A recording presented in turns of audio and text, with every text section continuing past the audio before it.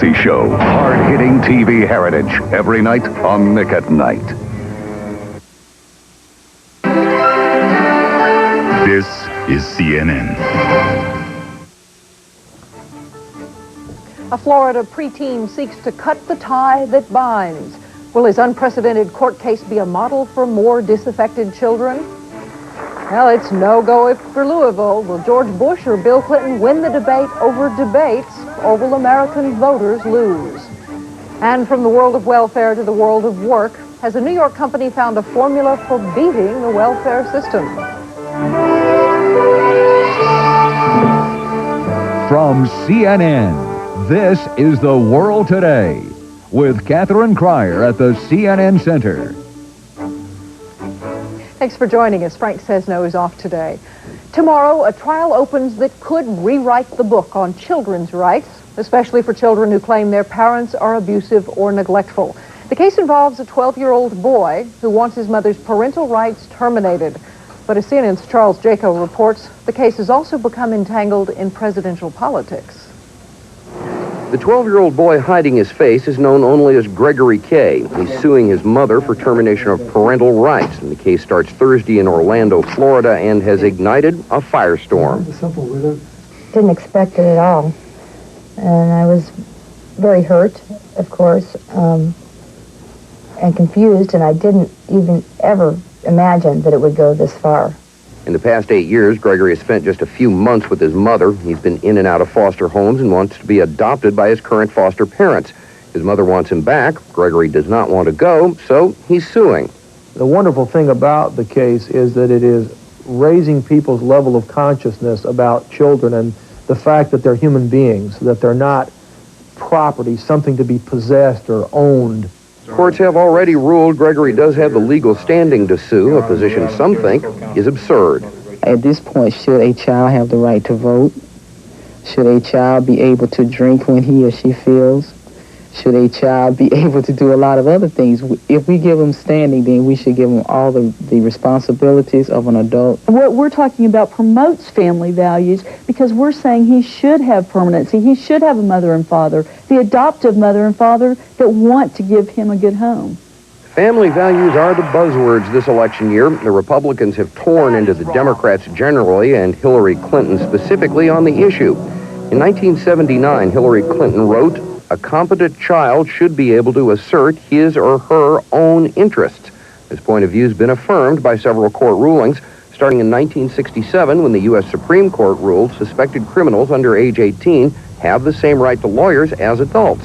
But those legal theories are entangled now with a mother who wants her son back. You know, there's a saying that time heals all wounds, and if a child is not returned to me, it'll be like an open wound in my heart. And then there's the son who wants no part of the mother he's barely known and wants to start a new life in a new place and is using the courts to do it. Charles Jaco, CNN, Miami. CNN will provide live coverage of the Gregory K. parental rights trial. It begins tomorrow morning at 9:30 Eastern. The debate over whether to debate. A bipartisan commission today canceled a debate scheduled for next Tuesday in Louisville, Kentucky, after the Bush campaign rejected the commission's latest proposal. President Bush insists on dealing directly with the Clinton campaign on the debate ground rules. Bill Clinton has accepted the debate commission's proposal, calling for a single moderator. In his own words, it's a familiar strategy in political campaigns, with the words and deeds of a candidate being used against him.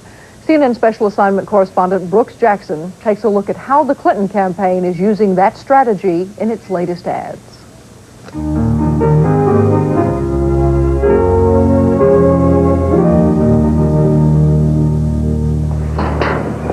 Unemployment, the subject of a Bill Clinton commercial.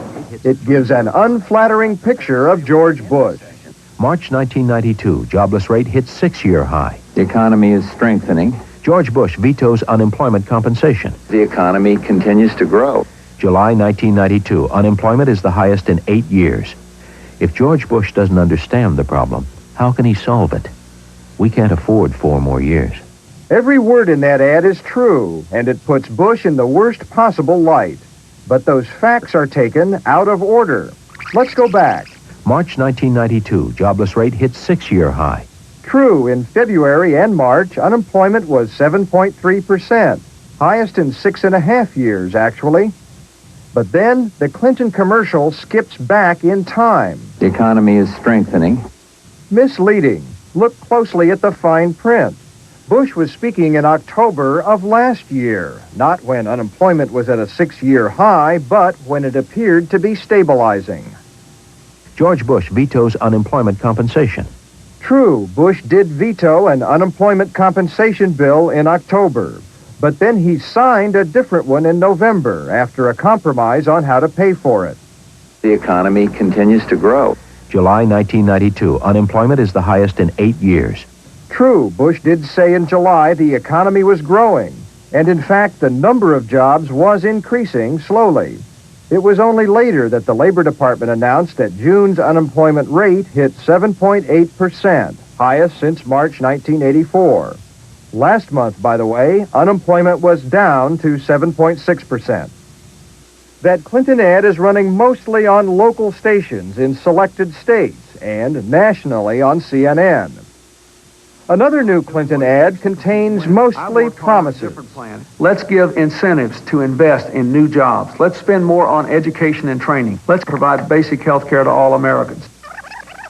But rewind, and even that positive ad starts with an attack on Republican economics. Keep taxes low on the wealthy and see what happens. Well, I tell you what's happened. Most Americans are working harder for less money. Harder for less? True, after inflation, average hourly wages have fallen, and workers are putting in longer hours. But it's also true that median household income has increased, almost 6% since 1980 after taxes, partly because more wives have jobs outside the home.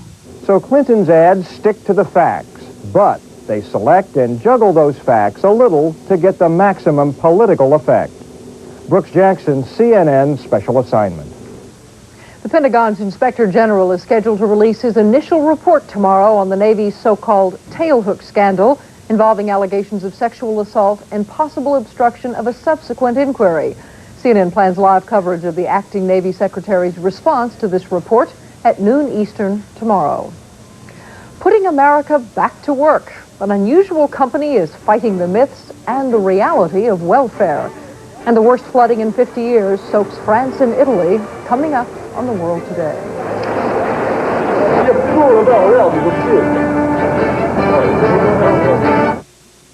All of these toilet bowl cleaners may clean, but not one of them disinfects. So you don't get your toilet totally clean unless you use Lysol toilet bowl cleaner.